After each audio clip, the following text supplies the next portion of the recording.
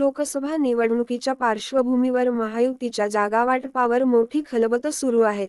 महायुतीच्या जागावाटपात भाजपचा वरचष्मा असणार हे स्पष्ट असले तरी केंद्रीय मंत्री अमित शहा यांच्या बैठकीनंतर बीजेपी तब्बल 32 जागांवर लढणार असल्याचे बोलले जात आहे. त्यामुळे मोठ्या अपेक्षेने भाजपसोबत गेलेल्या शिंदे अन अजित पवार गटाचा भाजपकडून करेक्ट कार्यक्रम होणार असल्याची चर्चा राजकीय वर्तुळात रंगली आहे. कारण दोन्ही गटाच्या वाट्याला प्रत्येकी सिंगल डिजिट जागा येण्याची शक्यता आहे. त्यामुळे शिंदेंसोबत गेलेल्या 13 खासदारांचे नेमकं काय होणार असा प्रश्न देखील उपस्थित होऊ लागला. मोठ्या अपेक्षेने गेले पण मोठा धक्का.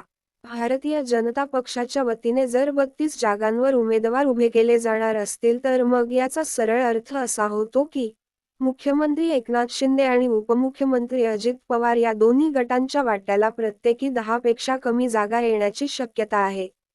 मोठ्या अपेक्षेने भाजपसोबत आलेल्या शिंदे गट आणि अजित पवार गटासाठी हा मोठा धक्का मानला जात आहे. सह्याद्रीवर बैठक अन चित्र बदलले.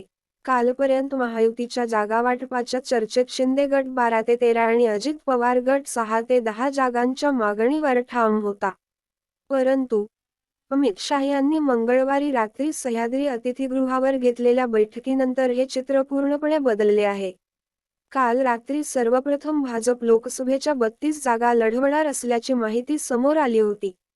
आज पुन्हा अमित शहा यांच्यासोबत झालेल्या बैठकीनंतर भाजप लोकसभेच्या जास्तीत जास्त जागा लढवू शकतो, असे सूत्रांकडून सांगितले जात आहे.